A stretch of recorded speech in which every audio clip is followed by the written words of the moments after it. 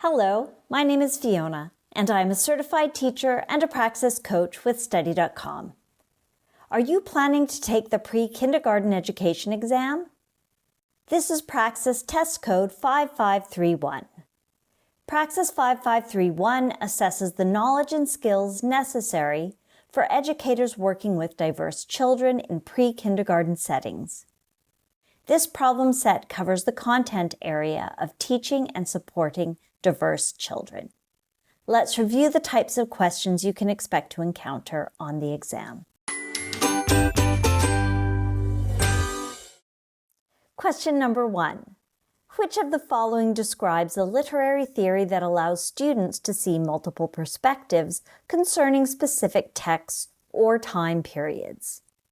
Political culture theory, new historicism, culturally responsive teaching, or multiculturalism. Political culture theory examines collective attitudes shaping political behavior and not literature analysis, so we can eliminate that. Culturally responsive teaching integrates students' cultural backgrounds into learning, but isn't a literary theory, so we can also eliminate that. Multiculturalism includes diverse cultural narratives, but is a broader concept, so we can also cross that out. New historicism is the correct answer, a literary theory that analyzes texts in their historical and cultural contexts, helping students understand multiple perspectives. Therefore, new historicism is the correct answer. Question number 2. A kindergarten teacher is creating a lesson plan about different family structures. Which of the following instructional strategies would be most effective in promoting multicultural education in this lesson? Presenting a picture book featuring a single-parent family and leading a discussion about the importance of listening to parents.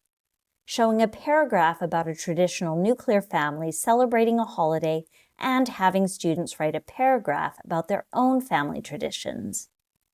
Inviting guest speakers from diverse family backgrounds to share their experiences and answer student questions.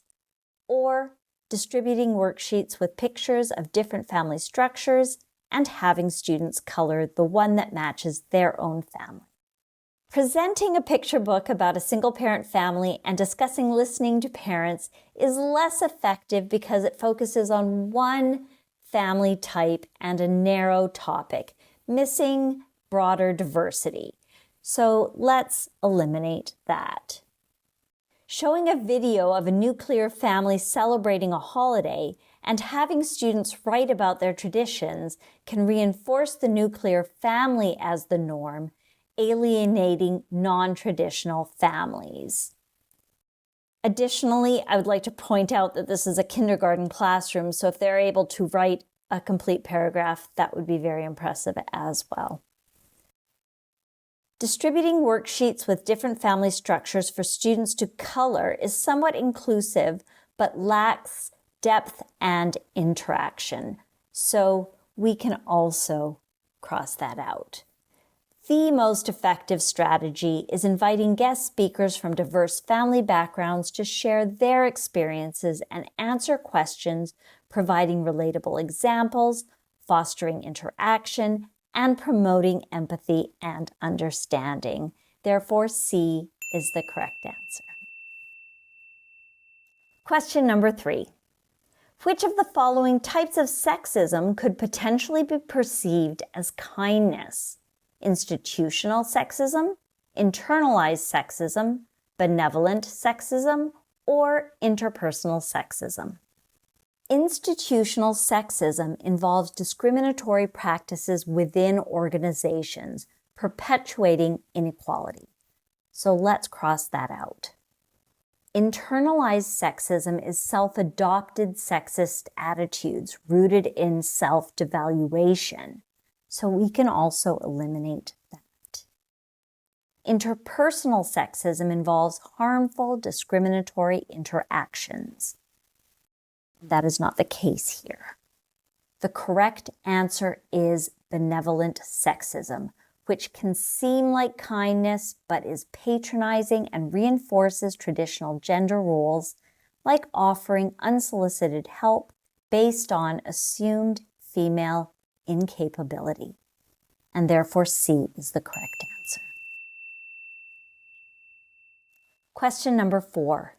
Which of the following theories argues how people develop stereotypes about competition to increase confidence? Personality theory, socialization, social identity theory, or motivational theory? Personality theory focuses on individual traits and not on confidence-related stereotypes, so let's rule that out. Socialization involves learning societal norms but does not address competition-related stereotypes, so we can also cross that out. Social identity theory looks at group influence on self-concept but doesn't emphasize stereotypes for confidence, so we can also eliminate that. Motivational theory, however, explains that people develop stereotypes to boost confidence in competitive situations, and therefore D is the correct answer. I trust I was able to clarify the types of questions you will find about the content area of teaching and supporting diverse children for the Praxis 5531 exam. Please remember to like and subscribe to this channel so that with Study.com's help, you will feel well equipped and well prepared on exam day. Bye for now.